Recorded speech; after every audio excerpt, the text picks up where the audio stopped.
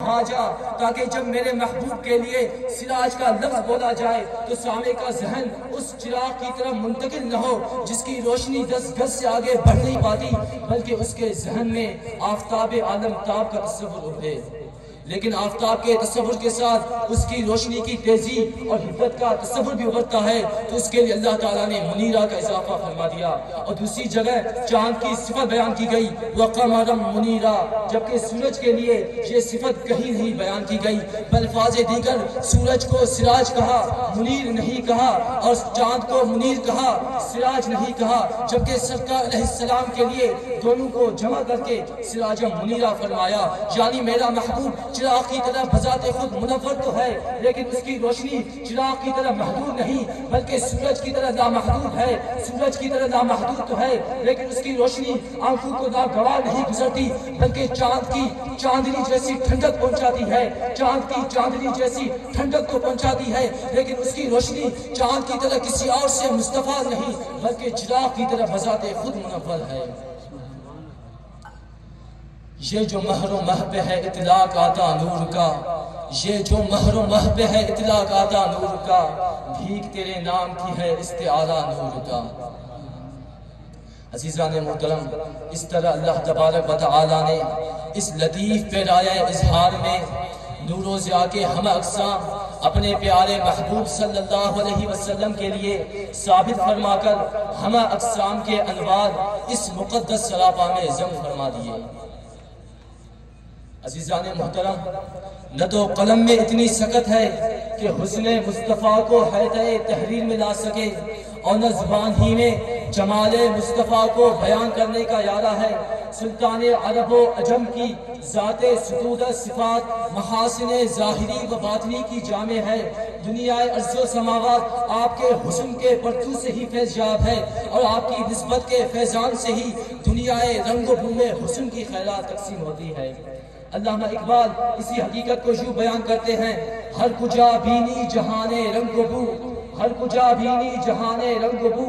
آنکھ از خاکش بروید آرزو، یاز نور مصطفیٰ اولا بہا است، یا ہنوز اندر تلاش مصطفیٰ است۔ فرماتے ہیں دنیا رنگ و بو میں جہاں بھی نظر دوڑائیں، اس کی مٹی سے جو بھی آرزو حویدہ ہوتی ہے وہ یا تو نور مصطفیٰ سے چمک دمک لگتی ہے یا ابھی تک مصطفیٰ کی تلاش میں ہے۔ عزیزان محترم، آپ صلی اللہ علیہ وسلم کا سراپا کمال درجہ حسن و تناسب اور دلکشی و رعنائی کا حامل اور حسن و خوبی کا خزینہ تھا۔ آپ صلی اللہ علیہ وسلم کے اعضاء مبارکہ کی ساخت اس قدر مثالی اور حسن مناسبت کی آئینہ دار تھی تو اسے دیکھ کر ایک حسن مجسم پیکر انسانی میں ڈھلتا دکھائی دیتا تھا۔ صحابہ کرام رضوان اللہ تعالی علیہ مجمعین آپ کے حسین سراپا کی مدح میں ہر وقت رطب اللسان رہتے۔ ان کی بیان کردہ روایات سے مترشح ہوتا ہے کہ آپ حسن ساخت کے اعتبار سے خوبصورتی اور رعنائی میں بے مثال تھے۔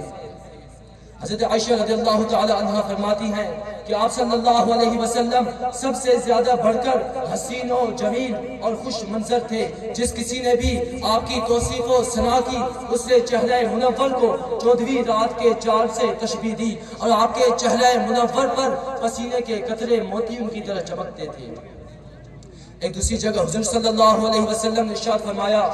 من رآنی فقد رأى الحق، جس نے مجھے دیکھا یقیناً اس نے حق تعالیٰ کو دیکھا۔ عزیزان محترم، یقیناً حضور پر نور کے چہرہ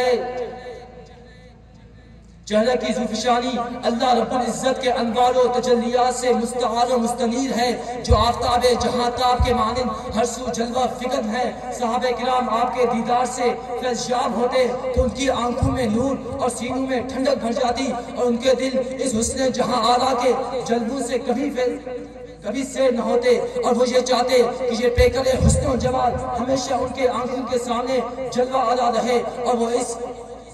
حسن و جمال سے فیضیاب ہوتے رہے۔ عزیزان محترم، اللہ تبارک و تعالیٰ نے آپ کو تمام نقائص و عیوب سے مبرہ تخلیق کیا تھا، کیونکہ آپ خالق حسن و جمال کا اپنا انتخاب ہیں، اور ظاہر ہے کہ جس خلاق اکبر کے علم میں دنیا و آخرت کے سارے حسن مستحضر ہوں اور وہ ان میں سے کسی ایک کو منتخب کرے تو وہ ایک بلا شبہ ساری مخلوقات میں یکتا و منفرد ہوگا اور حسن و خوبصورتی کی آخری انتہا پر فائز ہوگا۔ اس کا کوئی ثانی ہوگا نہ شریک، اس کی کوئی مثال ہوگی نہ نظیر، اور وہی بے مثال و ممتنع النظیر ہستی اس یکتا اعزاز کی مستحق ہوگی کہ وحدہ لا شریک رب کی محبوب قرار پائے اور بسط شان دل ربائی یہ اعلان فرمائے کہ الا وانا حبیب اللہ، آگاہ رہو کہ میں اللہ کا حبیب ہوں۔ عزیزان محترم، آج کے اس دور میں ہمیں چاہیے کہ ہم بھی اپنے نبی صلی اللہ علیہ وسلم کی سیرت کو اپنائیں، آپ صلی اللہ علیہ وسلم کی صورت کو اپنائیں۔ اللہ تبارک و تعالی عمل کی توفیق نصیب فرمائے۔ وآخر دعوانا الحمدللہ رب العالمین۔